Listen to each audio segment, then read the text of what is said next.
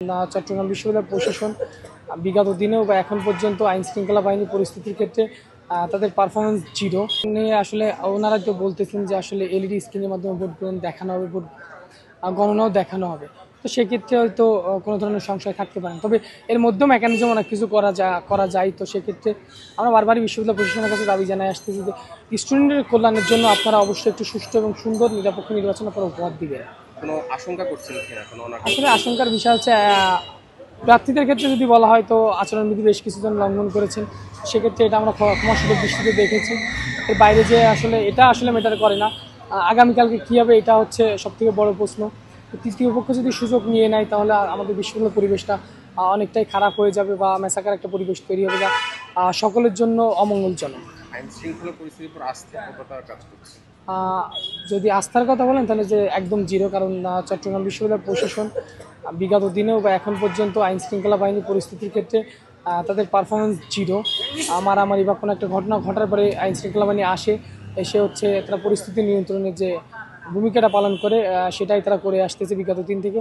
তো আগামীকালকে কী হবে আমরা বারবারই জানাচ্ছি যে যথেষ্ট পরিমাণ যেন আইন শৃঙ্খলা বাহিনী রক্ষাকারী বাহিনীর জন্য রাখা হয় বিশ্ববিদ্যালয়ে, এটা আমরা প্রশাসনের কাছে দাবি জানিয়ে আসতেছি।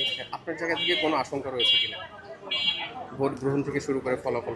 আশঙ্কা একটা জায়গায় যে বিশ্ববিদ্যালয় প্রশাসনের কাছে বারবারই একটা জিনিস জানাচ্ছিলাম আমরা, যে আমাদের বেশিরভাগ স্টুডেন্ট শহরগামী, তো সেক্ষেত্রে তাদের জন্য প্রতি ঘন্টা একটা করে শাটল এবং যেন অনেকগুলো বাসের ব্যবস্থা করা হয়। তো বিশ্ববিদ্যালয় আমাদেরকে বৃদ্ধাঙ্গুলি দেখিয়ে এখানে মাত্র 35টা বাসের ব্যবস্থা করেছেন। তো আমরা চেয়েছিলাম যে 150+ যেন বাস দেওয়া হয়, কারণ আমাদের 50% স্টুডেন্ট শহরে থাকে। তারা ভোট দিতে আসবে কিনা, আসলে তারা যদি ভোট দিতে না আসে তাহলে তো ছাত্র সংসদের যে কার্যকার্য ভূমিকা এটা আসলে পালন করা সম্ভব হয় না, কারণ এটা তো স্টুডেন্টের জন্য করা হচ্ছে। তো অর্ধেক স্টুডেন্ট যদি ভোট নাই দেয় তো এটা তো আসলে স্টুডেন্ট সংসদ হচ্ছে না। তো সেক্ষেত্রে বিশ্ববিদ্যালয় প্রশাসন এখানে একটু গাফিলতি করতেছে।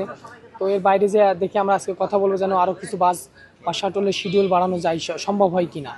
যদি সম্ভব হয় তাহলে খুব সুষ্ঠু এবং সুন্দর একটি নির্বাচন বিশ্ববিদ্যালয় প্রশাসন উপহার দেবে বলে আশা করতেছি, এবং একটি উৎসবমুখর পরিবেশে স্টুডেন্টরা ভোট প্রদান করতে পারবে, এটা ব্যক্ত করতেছি। এগুলো কি নির্বাচনের উপর প্রভাব পড়তে পারে কিনা, কি মনে হয়? না, এটা আসলে দেখেন অনেক প্রার্থী হচ্ছে ক্লাসরুমে যে ভোট চেয়েছেন, আসলে একজন ব্যক্তির পক্ষে আসলে 28,000 স্টুডেন্টের কাছে যাওয়া সম্ভব না। কিন্তু আমার কথা হচ্ছে কি, যে যারা করেছেন, আচরণবিধি লঙ্ঘন করেছেন তারা অনেকে মিথ্যা কথা বলতেছেন, আবার তারা খুব সুন্দর ইসলামের কথা বলে, আসলে ইসলামের সাথে মিথ্যা যায় না। তো এটা আমি খুব ব্যথিত হয়েছি যে ইসলামের নাম নিয়ে যখন তারা মিথ্যা কথা বলেছেন। তো এটা টক শোতে বলছিলেন যে সে ক্লাসে যে ভোট চায় না, কিন্তু আমার কাছে ভিডিও আছে সে ক্লাসে যে ভোট চেয়েছে।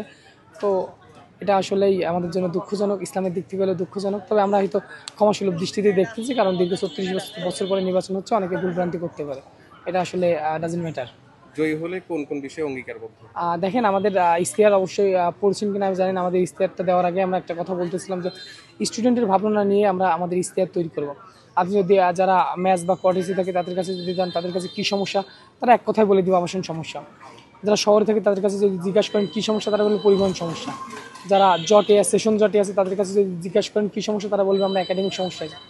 এক ডিপার্টমেন্টে এক স্টুডেন্ট এক ধরনের সমস্যা আছে। তো আমরা যতগুলো স্টুডেন্টের সাথে কথা বলার চেষ্টা করি, আমরা চেষ্টা করেছিলাম যে 28,000 স্টুডেন্টের সাথে কথা বলে তাদের মতামত এবং তাদের সমস্যাগুলো নিয়ে আমরা আমাদের ইশতেহার তৈরি করব। তো আমরা আল্লাহর রহমতে আমরা 80% সফল হয়েছি। বাকি 20% নির্বাচিত হলে আমরা এই বাকি 20% স্টুডেন্টদের সাথেও কথা বলে আমরা তাদের সমস্যাগুলো নিয়ে কাজ করার চেষ্টা করব, এবং অগ্রাধিকার ভিত্তিতে আমরা আমাদের কাজ করার প্রতিশ্রুতিগুলো দিয়ে আসতেছি। আমরা আরেকটা জিনিস, আমরা প্রতিশ্রুতি নাই, আমরা ওয়াদা করতেছি যে আমরা এই কাজগুলো ইনশাল্লাহ করব। নাম আর পরিচয়?